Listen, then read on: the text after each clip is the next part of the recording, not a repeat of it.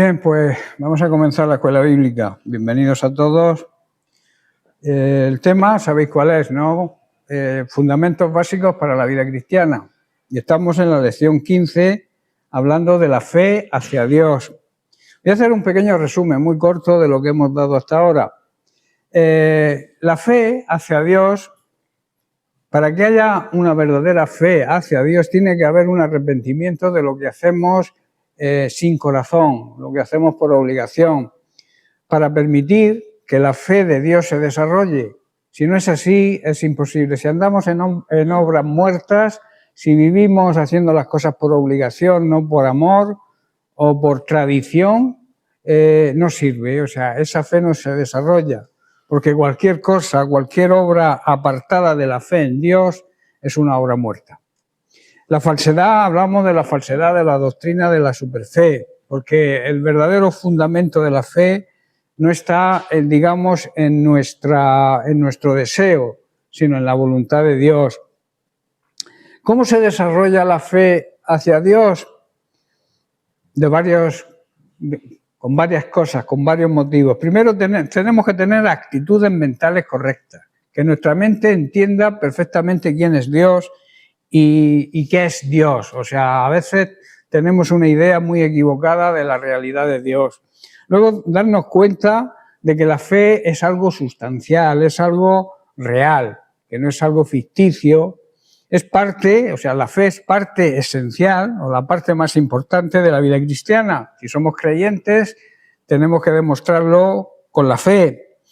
También debemos darnos cuenta de la diferencia que hay entre Dios y los hombres, los seres humanos. Hablamos también de la fidelidad de Dios en sus promesas. Dios es fiel a sus promesas.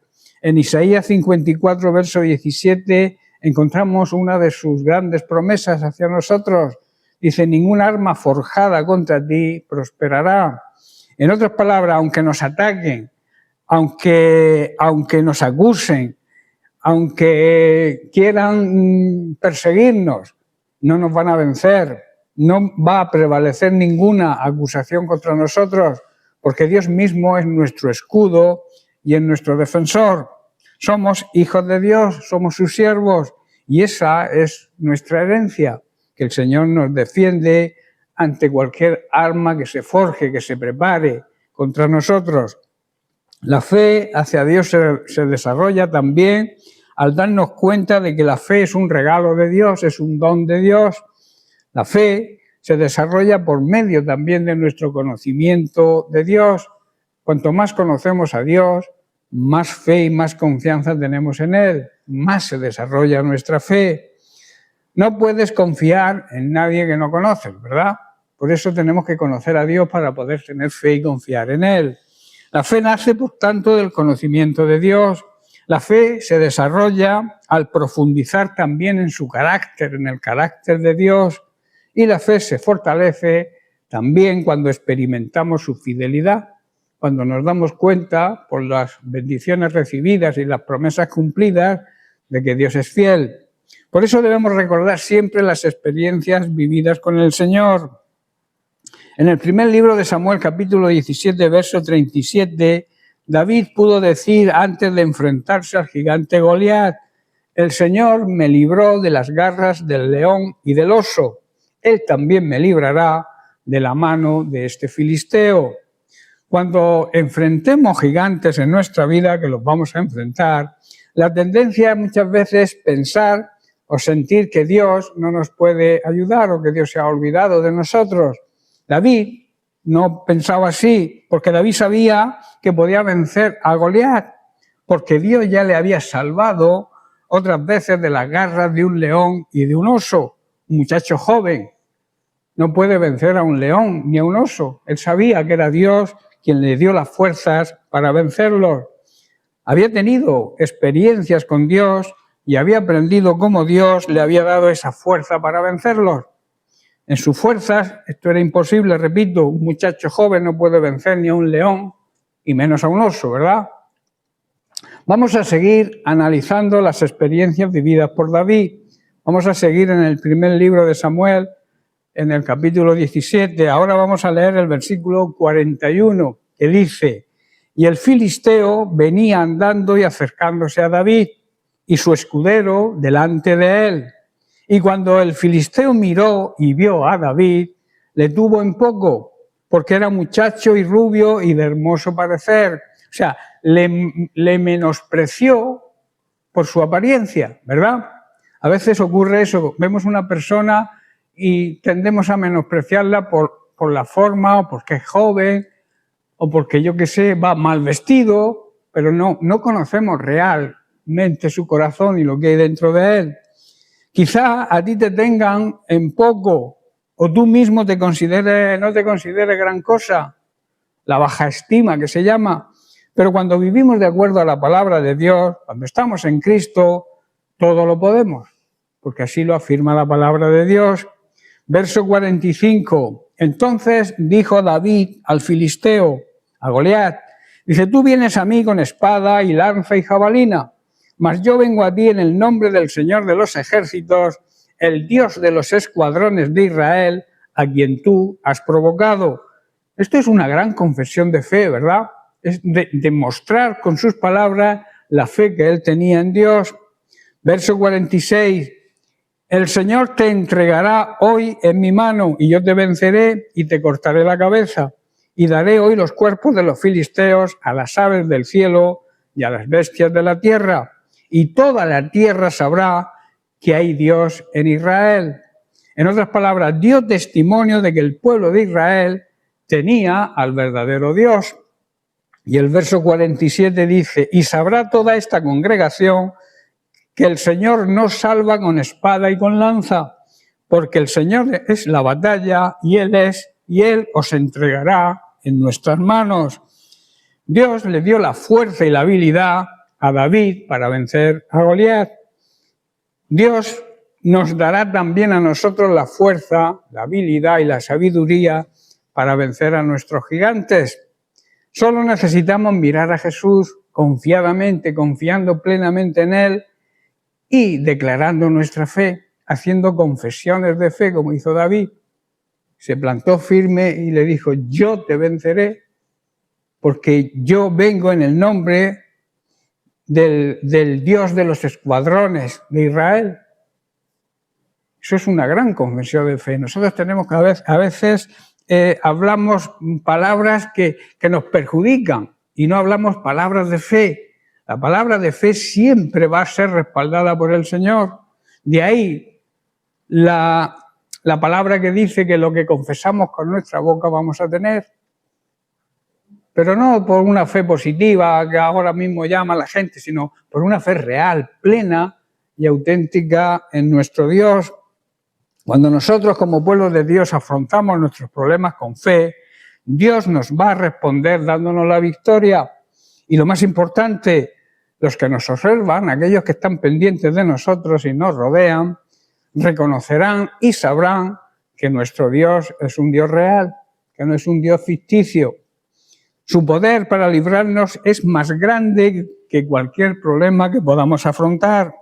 Por eso debemos recordar que a lo largo de la historia Dios siempre liberó a su pueblo con mano poderosa y hoy sigue haciéndolo con su iglesia, con todos sus hijos, con su familia, que somos nosotros. También debemos recordar las veces que Dios ha actuado en nuestra vida, lo que he comentado antes, experiencias vividas, cuando nos ha dado la ayuda necesaria en los momentos difíciles. Hasta aquí hemos visto que la fe nace del conocimiento de Dios. La fe se desarrolla al profundizar en el carácter de Dios. La fe se fortalece al experimentar la fidelidad que Dios tiene. La fe, es el punto que vamos a tocar hoy, la fe nos lleva a una vida de confianza y de obediencia. El conocimiento de Dios no solo nos hace creer, sino también nos hace obedecer. Cuanto más conocemos a Dios, más le obedecemos. La fe que se desarrolla en el conocimiento verdadero no se queda solo en palabras, sino que se traduce en hechos, en acciones. Noé, por poner un ejemplo bíblico, Noé construyó el arca porque creyó en lo que Dios le dijo, ¿verdad? Aunque nunca él había visto llover. Abraham obedeció saliendo de su tierra sin saber a dónde iba. ¿Por qué? Porque conocía al que lo había llamado. La fe genuina, por tanto, no es pasiva, es activa. Tú no puedes decir tengo fe y no demostrarlo con tus hechos. La fe es activa, hay que actuar sobre la fe. Confiar en Dios nos impulsa a dar primero pasos de obediencia y luego pasos de fe, aunque el mundo nos diga que estamos locos, no importa, ¿verdad?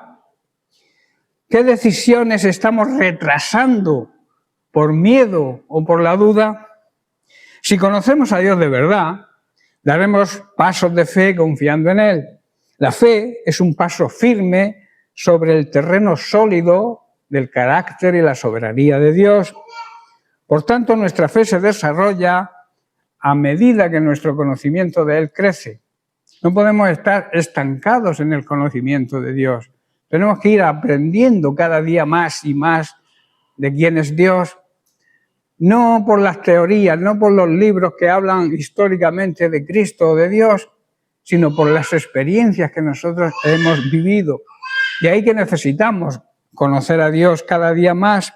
Por eso nuestra fe se va a desarrollar y va a crecer y se va a fortalecer cuanto más cerca, cuanto más conozcamos al Señor. ¿Cómo podemos hacerlo? Pues muy fácil, escuchando y meditando en su palabra cada día, conociendo el carácter santo y fiel de Dios, experimentando su fidelidad en nuestra vida y obedeciendo con confianza plena. Cuando Dios nos diga algo, a través de su palabra, a través de un siervo o a través del mismo Espíritu Santo que te lo hace ver, que te habla a tu espíritu, obedeciendo siempre su palabra con la confianza de que detrás de la obediencia está la bendición. Sin obediencia, tú podrás saber mucho de la Biblia, se la podrás saber de memoria, pero si no obedeces a Dios no te sirve de nada. Es simplemente conocimiento intelectual, pero no conocimiento espiritual de quién es Dios de verdad. Amén. Ahora yo te pregunto, ¿cómo está tu fe hoy? Si tu fe está débil, sumérgete, profundiza en la palabra de Dios cada día. Si tu fe quizá haya sido golpeada por pruebas, por dificultades, por una persecución, por una enfermedad, recuerda quién es tu Dios y lo que ya ha hecho por ti anteriormente, ¿verdad?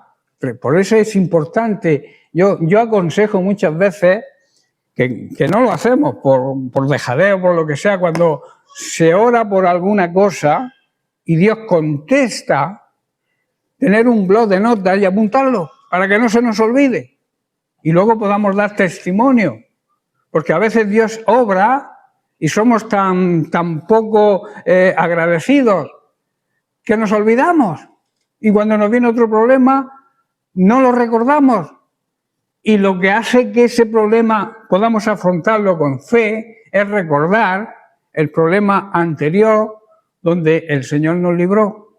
¿Estáis entendiendo? Ahora, si tu fe está firme, sigue profundizando en el conocimiento de Dios, no pares, tienes que seguir para que tu confianza no esté en las circunstancias que te rodean, sino en aquel que nunca falla. La fe se desarrolla por medio, por tanto, de nuestro conocimiento de Dios. Al conocer más al Señor, veremos nuestra fe crecer, para así poder tener paz interior, tener la seguridad y, sobre todo, que le demos gloria al Señor, que hagamos las cosas que a Él le agradan. La palabra de Dios dice que sin fe es imposible agradar a Dios. Y cuando fortalecemos nuestra fe a través del conocimiento de su palabra, Dios es glorificado porque hacemos lo que a Él le agrada. Amén. Recuerda, la fidelidad de Dios es grande y no se agota, es inagotable. En el Salmo 89, versículo 34, Dios le habla al salmista y le dice: no olvidaré mi pacto ni cambiaré lo que ha salido de mis labios. En segundo lugar, la fidelidad de Dios es eterna. En el Salmo 119, verso 90, dice el salmista: de generación en generación es tu fidelidad. afirmaste la tierra y por tanto subsiste. Y en tercer lugar, necesitamos comprometernos con su fidelidad, demostrarle nuestro amor hacia Él gracias a su misericordia. Y el apóstol Pedro en su primera carta, capítulo 4, verso 19, dice: de modo que los que padecen según la voluntad de Dios encomienden sus almas al fiel Creador. Y esta es la recomendación, el compromiso: hagan el bien. El compromiso a la generosidad y a la fidelidad de Dios es que nosotros tenemos que hacer el bien. Si sufrimos de la manera que agrada a Dios, sigamos haciendo lo correcto y sigamos confiando nuestra vida a Dios, el cual nos creó y Él nunca nos va a fallar. Ese debe ser nuestro compromiso verdadero. Y en Hebreos capítulo 10, verso 23, el autor dice lo siguiente: mantengámonos firmes sin fluctuar la profesión, o sea, la fe que confesamos de nuestra esperanza, porque fiel es el que nos prometió. Debemos mantenernos firmes sin titubear en la esperanza que hemos confesado, en nuestra fe. Sabemos que la esperanza significa creer que Dios cumple sus promesas. Vivimos en esa esperanza. Sabemos que Él va a regresar porque Él lo prometió, que va a regresar Jesús de nuevo. Sabemos y tenemos que vivir en esa esperanza. Y así podemos confiar en que Dios siempre va a cumplir todo lo que nos promete. Necesitamos, por tanto, magnificar la fidelidad de Dios. En el Salmo 92, versículos 1 y 2, el salmista alaba y magnifica a Dios de la siguiente manera. Dice así: bueno es alabarte, oh Dios, y cantar salmos a tu nombre, oh Altísimo. Anunciar por la mañana tu misericordia y tu fidelidad cada noche. O sea, que empecemos el día agradeciéndole, proclamando con nuestra boca y hablando de su misericordia, y terminar el día, la noche, hablando de lo que Dios ha sido fiel a lo largo del día, a lo largo de toda nuestra vida. Pero si lo ubicamos cada día, lo hacemos así, estamos diciendo que Dios ese día ha sido fiel y lo proclamamos con nuestra boca. En el Salmo 89, verso 1 dice: las misericordias de Dios cantaré perpetuamente, o sea, siempre, de generación en generación, haré notoria tu fidelidad con mi boca, con la boca.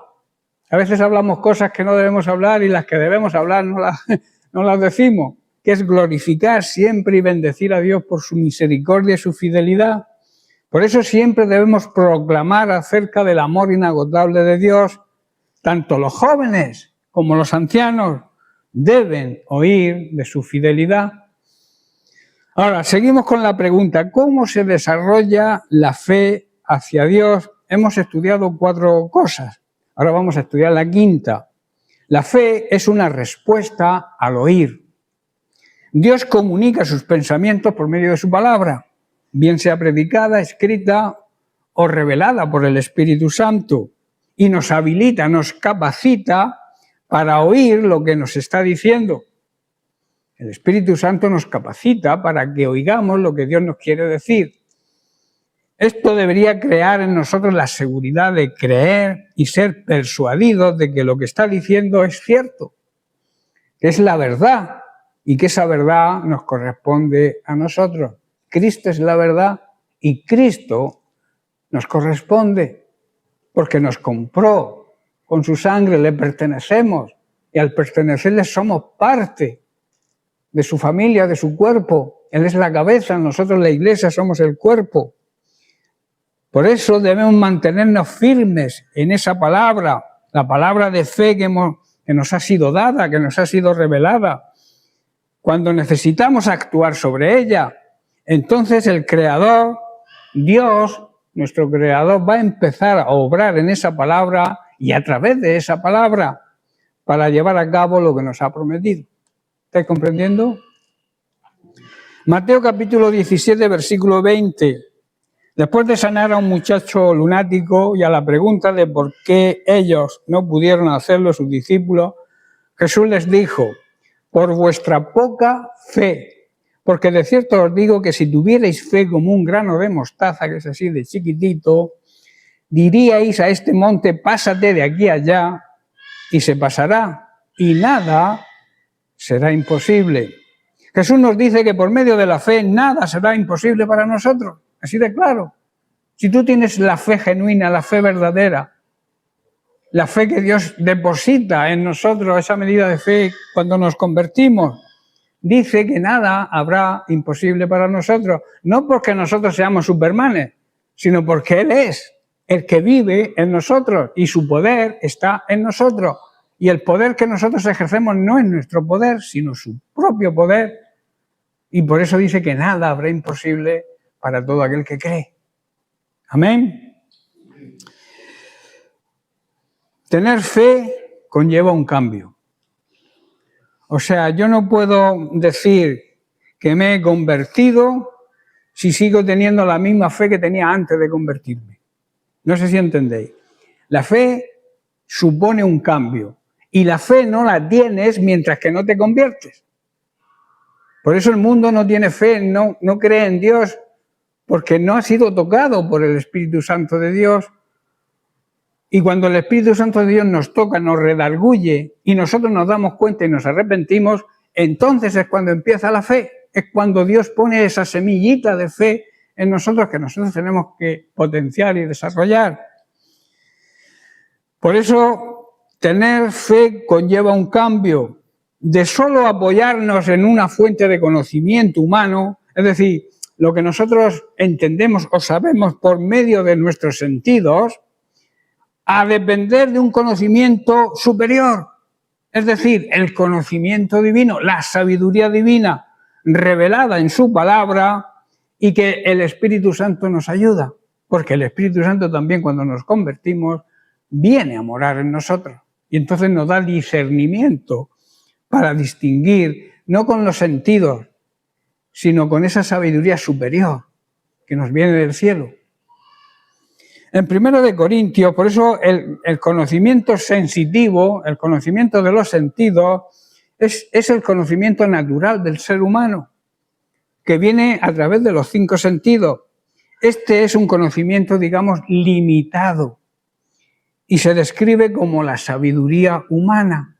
Pero el conocimiento superior es el conocimiento de Dios, el conocimiento divino, y ese no tiene límites. ¿Estáis entendiendo?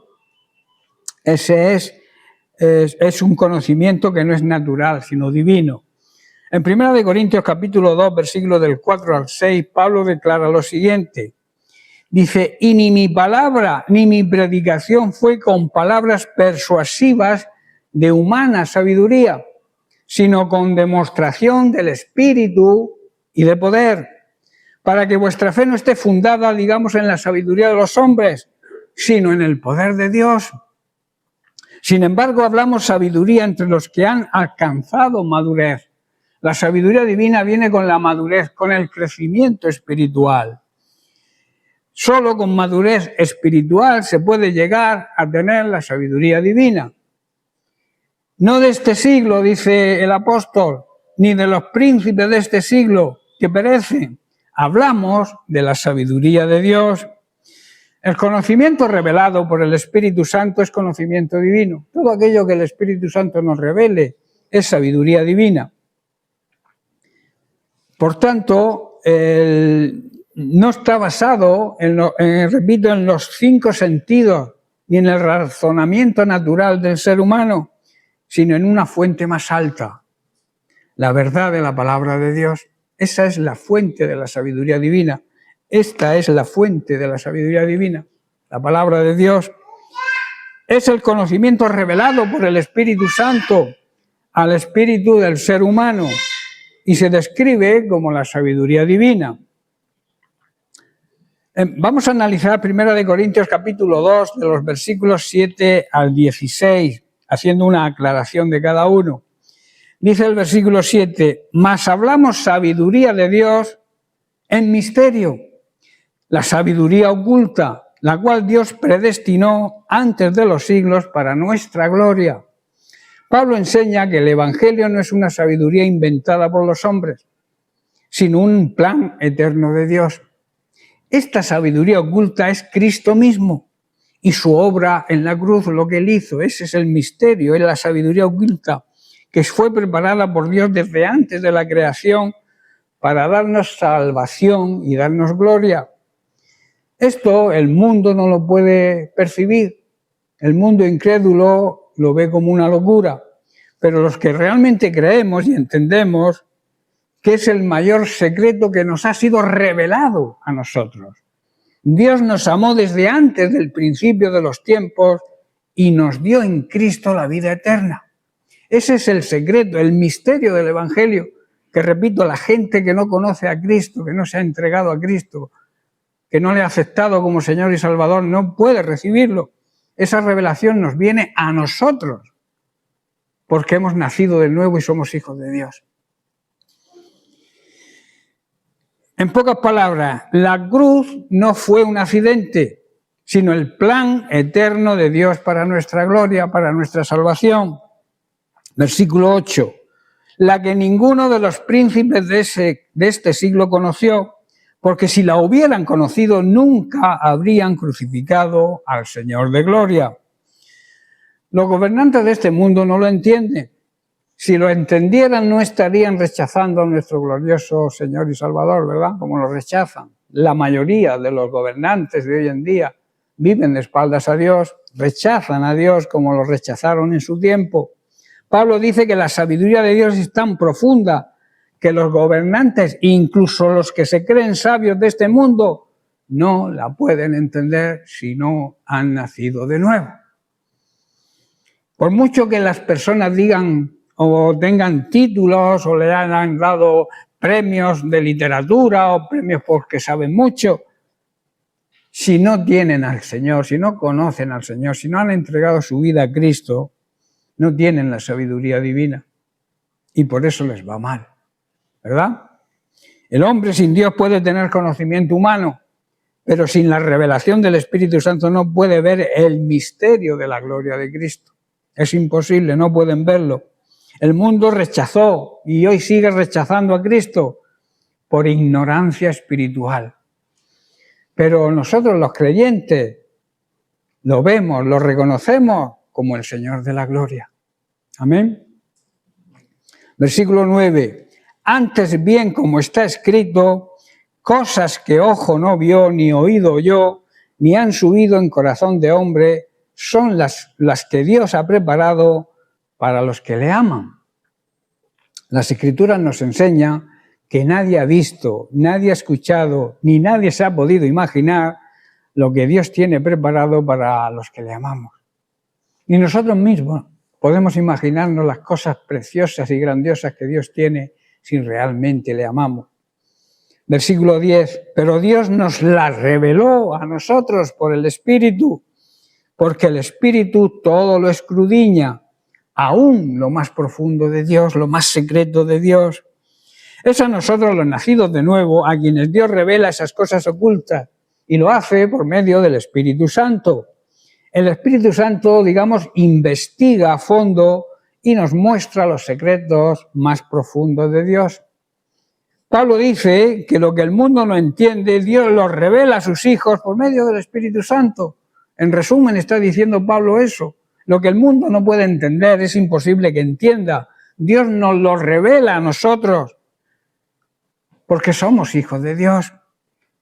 El hombre natural no puede alcanzar estas verdades, pero el Espíritu de Dios nos abre los ojos a nosotros y el corazón para conocer lo que antes estaba oculto y sigue oculto para este mundo que nos rodea. Así entendemos que la salvación, la gracia y el amor de Dios no son descubiertos por la inteligencia humana, sino son revelados por el Espíritu Santo. Lo que sabemos, la sabiduría divina, no viene porque nosotros seamos muy listos, nos viene por revelación, porque hemos dado el paso de entregar nuestra vida a Cristo y eso el Señor lo valora. Y entonces nos revela la sabiduría divina para que actuemos en esa sabiduría. Por eso la sabiduría divina vence a la sabiduría humana siempre. Amén. En resumen, las cosas profundas de Dios no se descubren por nuestra propia iniciativa o sabiduría, se descubren porque el Espíritu Santo nos las revela. También debemos saber que hay cosas ocultas. Esto es importante también. Hay cosas no reveladas que solo le pertenecen a Dios, y lo que ha sido revelado por el Espíritu Santo son para los creyentes, son para sus hijos, para nosotros. En Deuteronomio capítulo 29, verso 29 dice: las cosas secretas pertenecen a Dios, al Señor nuestro Dios, mas las reveladas son para nosotros y para nuestros hijos, para siempre, para que cumplamos todas las palabras de esta ley. En medio de muchas dudas que tenemos a veces los creyentes, a veces nos preguntamos, ¿por qué Dios permite ciertas cosas? ¿Por qué sucede esto o sucede aquello? ¿Verdad que nos lo preguntamos a veces incluso los creyentes? La Biblia nos da una respuesta muy clara. Dice, hay cosas secretas que solo le pertenecen a Dios. Y Él las hace porque es Dios, y si las quiere las revela, y si no, no nos las revela. Y hay cosas reveladas que Él nos ha dejado para que vivamos en obediencia a esa revelación que nos ha dejado, su palabra. Su palabra es la revelación de Dios. Lo que no ha ocultado Dios está aquí en su palabra, pero hay cosas que Dios oculta. Le pertenecen a Él. Y por tanto no tenemos que preocuparnos, ni hacernos esas preguntas, ¿por qué Dios permite? ¿O por qué Dios me pasa esto o le pasa esto a esta persona o a aquella persona? Son cosas que están en el secreto de Dios y le pertenecen a Dios.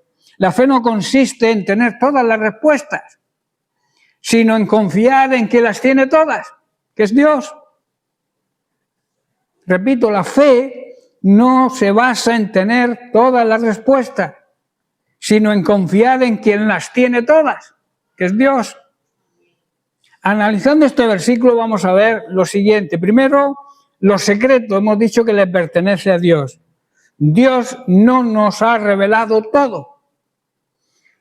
Él es infinito y nosotros somos limitados, tenemos la mente limitada y a veces no podemos comprenderlo todo, es imposible.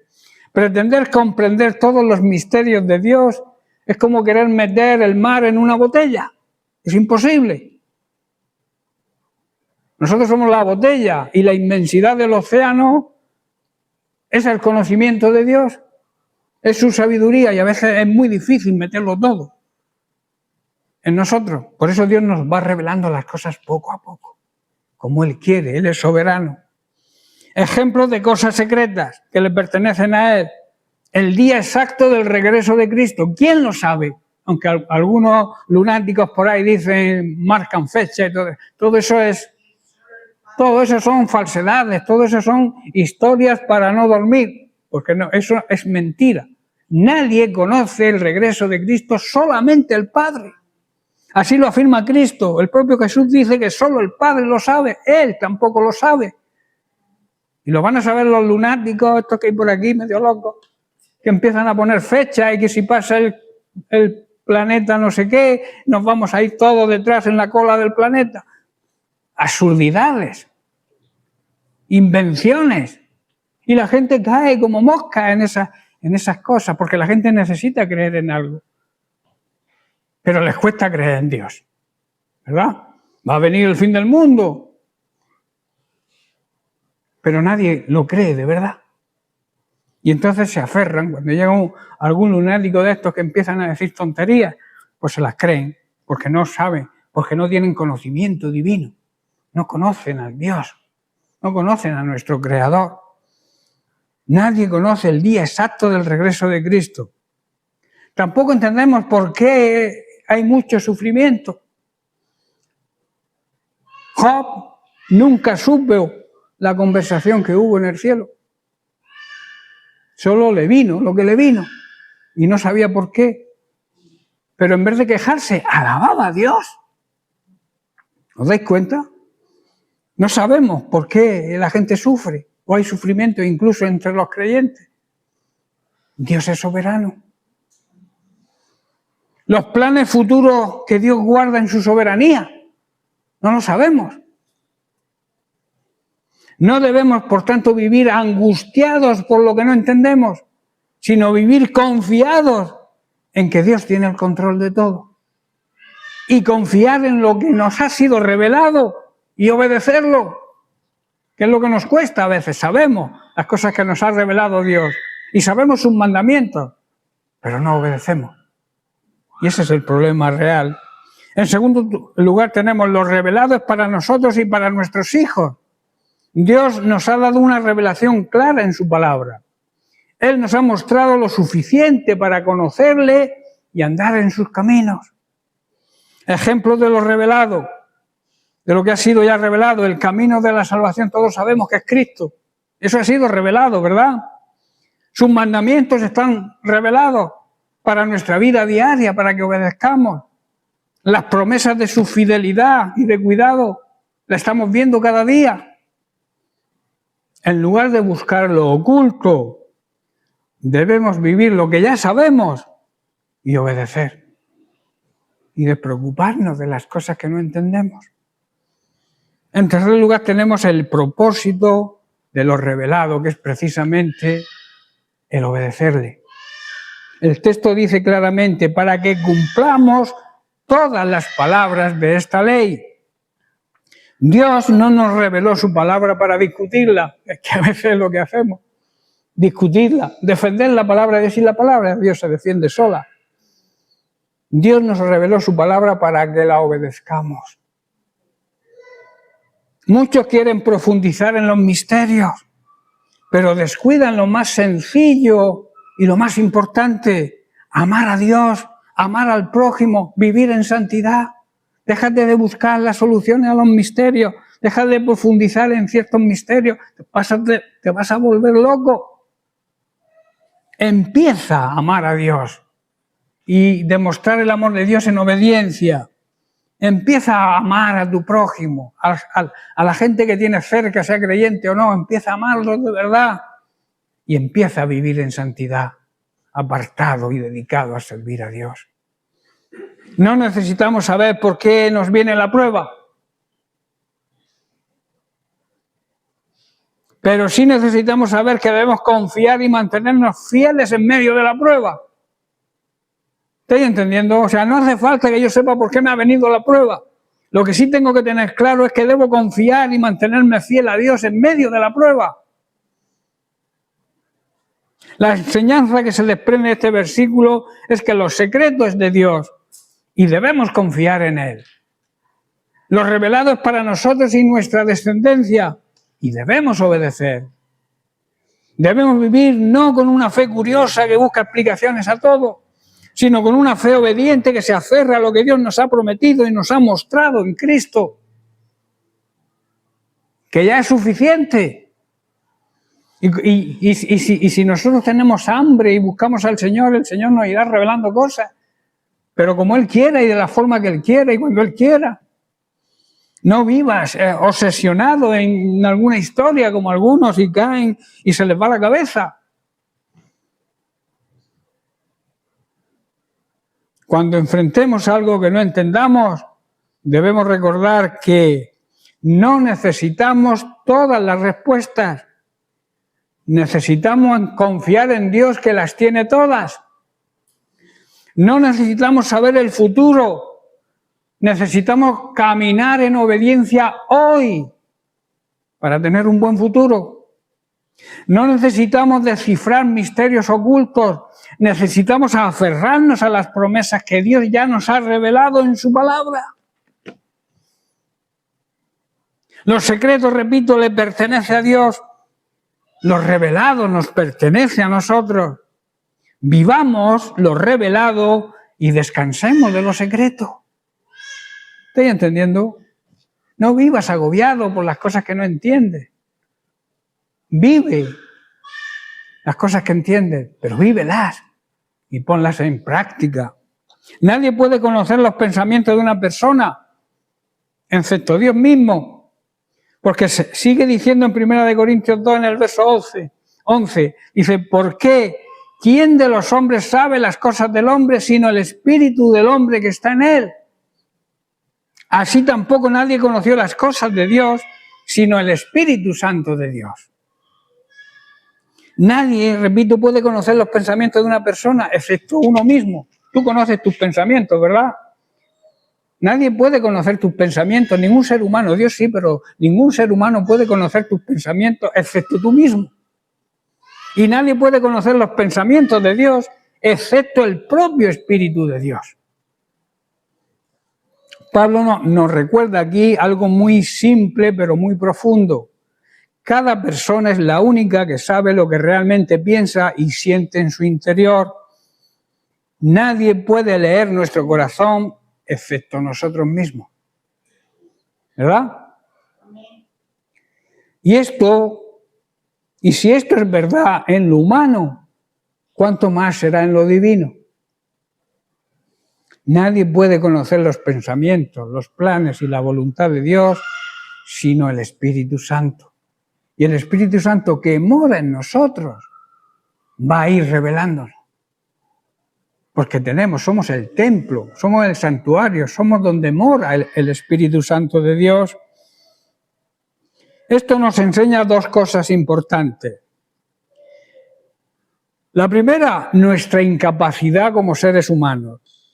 Con nuestra razón, con nuestra sabiduría, con estudios o con nuestra filosofía, nunca podremos penetrar en los misterios de Dios. Es imposible. Con la sabiduría humana es imposible. Y en segundo lugar, la necesidad del Espíritu Santo.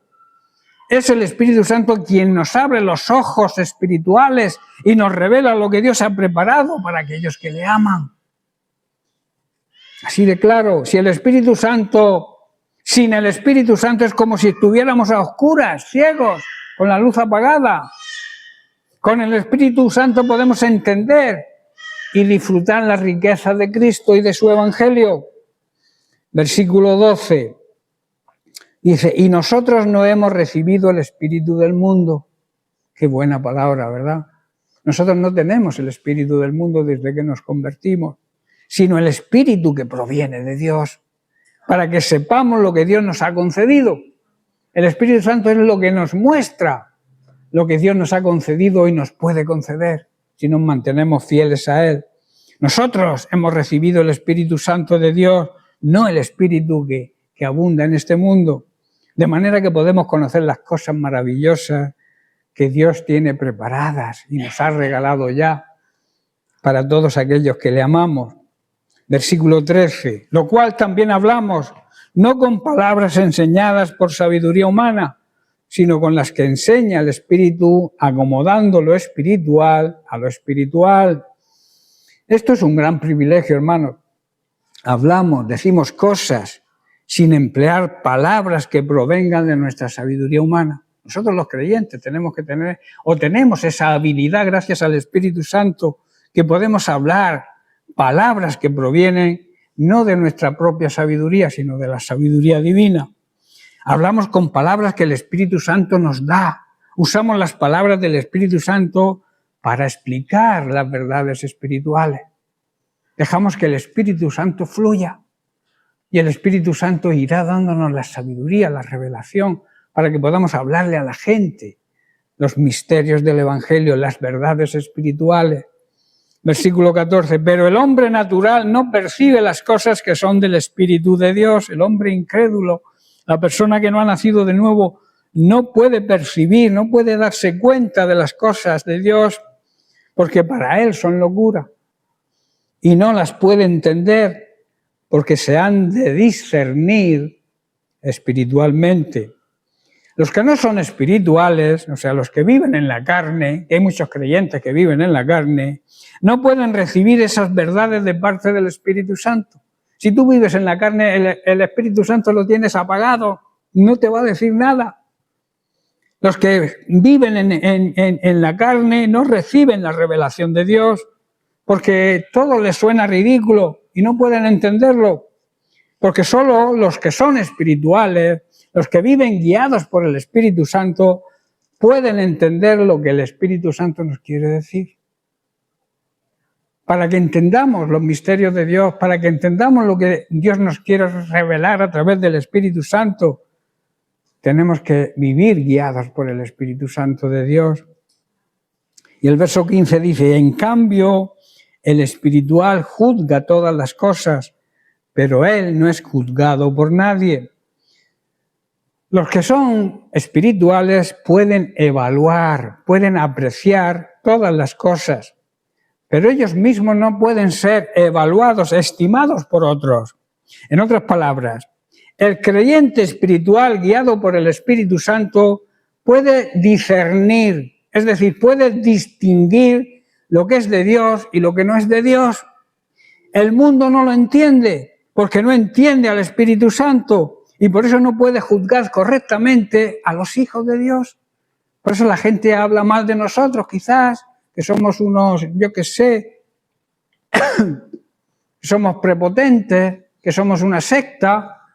¿Por qué? Porque no disciernen las cosas de Dios.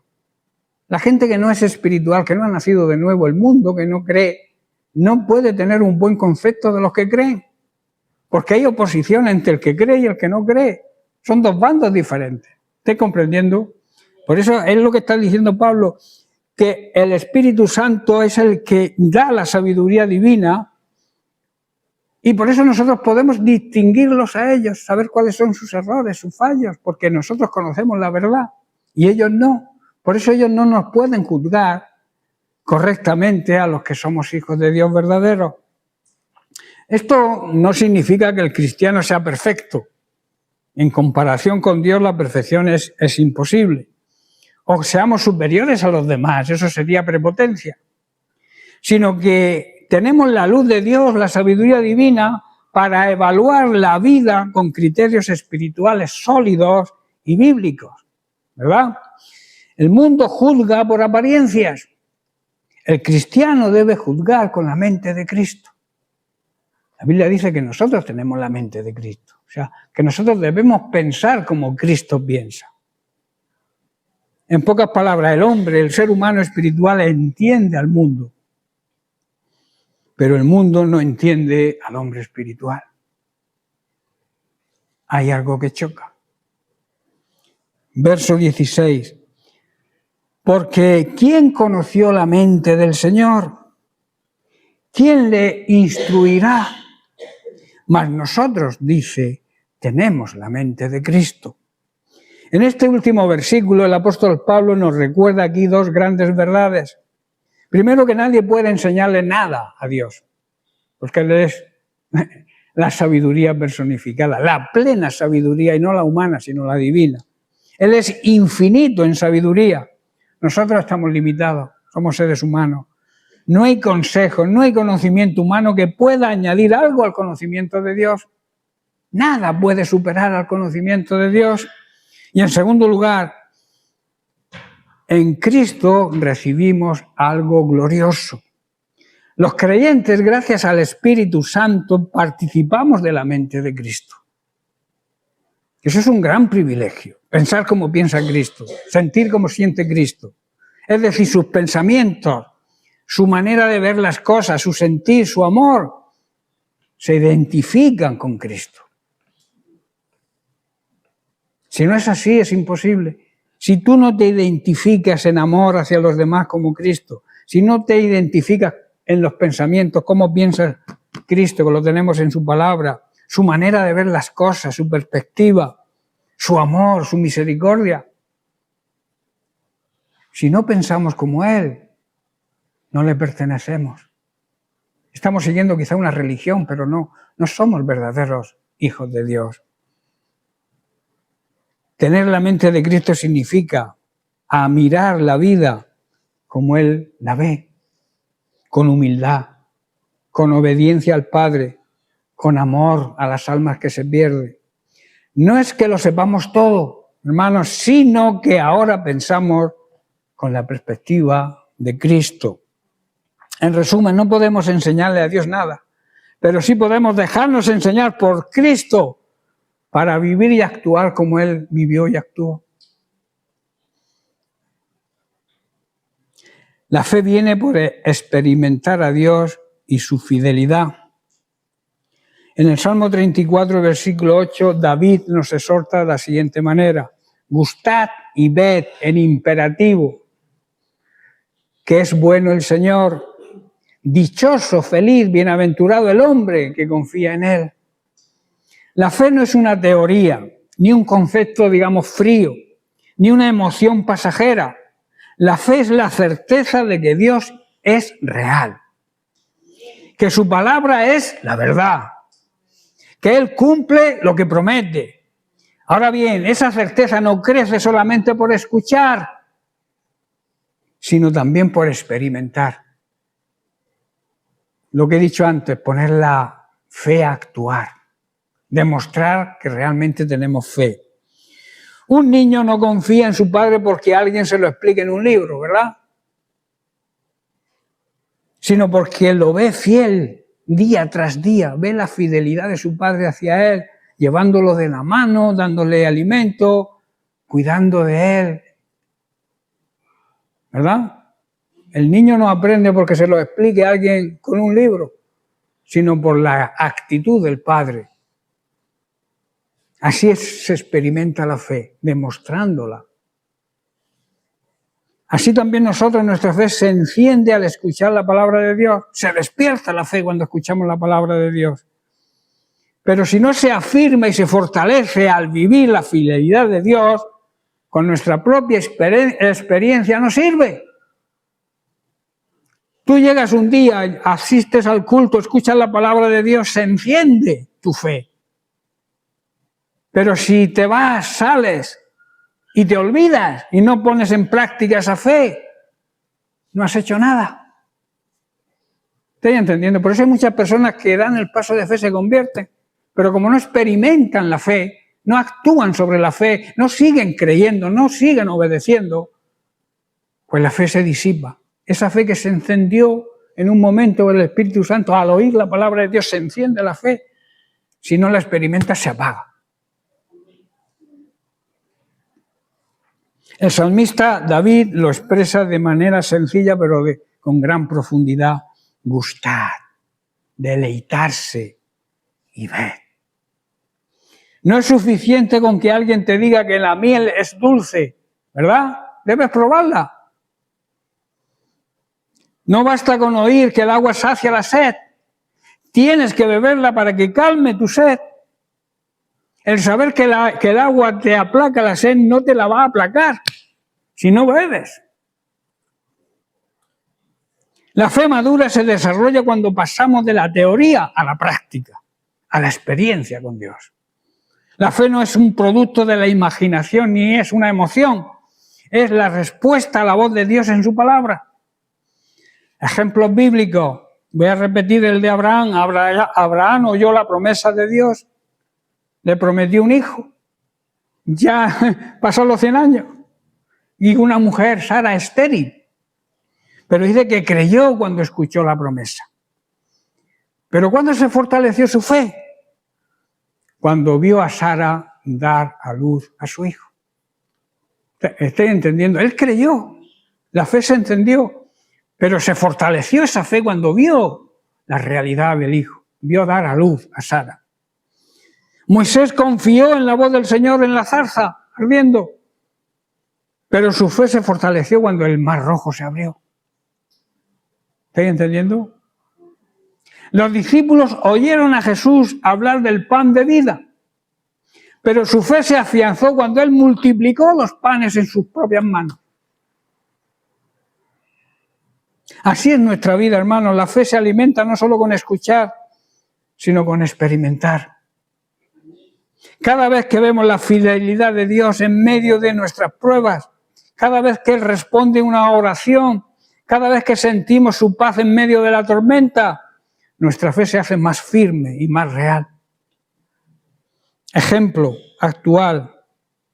Cuando alguien escucha por primera vez el Evangelio, quizá por la radio, por la televisión, o en una plaza al darle un folleto, o incluso aquí en la iglesia, y en su corazón cree que Cristo murió por él, allí, en ese mismo momento, nace la fe. Pero claro, luego hay que desarrollarla, hay que experimentarla, hay que ponerla en práctica. Nunca subestimemos el poder de la palabra de Dios predicada. Nunca. Cuando tú lances una palabra, algo que sea de Dios a alguien, nunca digas no va a traer efecto. No subestimes el poder que hay en la palabra de Dios. A veces pensamos que nuestras palabras no llegan, pero es la palabra de Dios la que llega, no tus palabras. Es la palabra de Dios la que da vida. La fe se afirma, se fortalece cuando experimentamos la fidelidad de Dios. Esta fe que entra por oír la palabra de Dios no se queda en la cabeza, sino que se confirma y crece cuando se experimenta esa fidelidad de Dios en la vida diaria. Oír, digamos que es el inicio, pero vivir, experimentar la fidelidad de Dios es lo que afirma y fortalece nuestra fe. Podríamos decir que la palabra de Dios es la semilla de la fe, pero la experiencia de la fidelidad de Dios es como el agua que hace crecer la semilla. ¿Estás entendiendo? Sin la palabra de Dios no hay inicio de fe. Por eso hay que predicar la palabra de Dios para que la gente empiece a tener fe, empiece a creer. Sin la experiencia no hay madurez. El pueblo de Israel oyó la promesa del maná, ¿verdad? Dios les prometió el maná diario, pero su fe creció cada mañana al ver el pan en el desierto. Ejemplos actuales. Piensa en una madre que no sabe cómo alimentar a sus hijos. Tiene dinero escaso, no llega a fin de mes, pero de repente recibe una ayuda inesperada. Ahí la fe se fortalece. Piensa en alguien que ora por un trabajo y Dios le abre la puerta justo en el momento oportuno. Ahí la fe se fortalece. Esas experiencias quedan grabadas en el corazón como una marca de la fidelidad de Dios. Cuando nosotros recibimos esa y somos agradecidos, eso marca nuestra vida. La fe es como aprender a conducir un coche. Puedes leer manuales, puedes escuchar instrucciones del profesor, pero la verdadera confianza viene cuando entras en el coche, te pones al mando y experimentas que efectivamente el coche echa a andar y que lo conduces de manera correcta, ¿verdad? Así pasa con la fe. Necesitamos lanzarnos y experimentar que Dios nos sostiene y nos ayuda. Cuando enfrentemos un problema, no lo veamos como un castigo. Algunos lo creen, pero no es un castigo, sino como una manera, un escenario donde Dios quiere mostrarnos su fidelidad. Las experiencias pasadas son como anclas que afirman la fe en el presente y en el futuro. David, antes de enfrentar a Goliat, recordó cómo Dios lo libró, como hemos leído al principio, del león y del oso. Muchos creyentes hoy pueden decir: Dios me guardó en mi juventud, me sostuvo en mi enfermedad, me proveyó cuando no tenía nada. Ese recuerdo les da seguridad para confiar en Dios hoy y mañana. Pero tienes que tenerlo presente. Como dije antes, sería bueno escribir cuando Dios nos contesta. Cuando miramos a las experiencias vividas y vemos que Dios siempre cumplió, avanzamos con confianza hacia adelante. Por eso debemos hacer memoria de las veces que Dios nos ha ayudado, nos ha guardado, nos ha protegido. Eso nos dará fuerza cuando vengan nuevas pruebas. La fe no es un salto al vacío, es un paso seguro basado en la fidelidad y en el amor de Dios. Y como he dicho, nace al oír la palabra de Dios, se afirma al experimentar la fidelidad divina y madura al recordar las obras pasadas. El llamado del salmista, David sigue diciendo: gustad y ved que el Señor es bueno. No basta con que otros lo oigan o lo experimenten el que tienes a tu lado, tu vecino, o tu esposo, tu esposa, tus hijos. Necesitamos probarlo personalmente. La enseñanza que tenemos aquí es: si quieres una fe más fuerte, no huyas de las pruebas, porque en ellas conocerás más profundamente a Dios. Si quieres una fe más profunda, recuerda lo que ya has vivido con Él. Haz memoria de su fidelidad. Si quieres una fe más viva, practica la obediencia diaria. y verás cómo Dios confirma cada paso que demos. Recuerda, la fe no es solo creer de oído, es caminar con Dios cada día y descubrir que Él nunca nos falla. Dios tampoco quiere que tengamos una fe prestada, ni una fe heredada, sino una fe que vivamos personalmente nosotros, una fe genuina. Y esa fe crece cuando pruebas y ves que el Señor es bueno, como dice el salmista. Por eso cada problema, cada espera, cada lágrima puede convertirse en una oportunidad para ver a Dios obrar y fortalecer nuestra confianza en Él. Cuanto más fe tenemos hacia Dios, cuanto más experimentamos de su fidelidad y cuanto más crece nuestra fe, Dios también nos va a dar dones que necesitamos. La Iglesia necesita los dones que Dios concede, dones de sanidades, dones de milagros, los cuales deberíamos entender y reconocer que nos vienen de parte de Él, para así aumentar nuestra fe y despertar también la fe de los demás, de las personas incrédulas. Y termino con un versículo que desarrollaremos, si Dios quiere, la semana que viene. Se encuentra en el Evangelio de Juan, capítulo 2, verso 11. Dice: este principio de señales hizo Jesús en Caná de Galilea y manifestó su gloria, y sus discípulos creyeron en él. Hablaremos de los milagros. Los milagros fortalecen nuestra fe. Dios los utiliza no para vanagloriarse de su poder, sino para que captar la fe de las personas. Cuando se produce un milagro, la fe se revaloriza, o sea, se sube arriba, ¿verdad? Por eso necesitamos ver milagros. Dios es un Dios de milagros.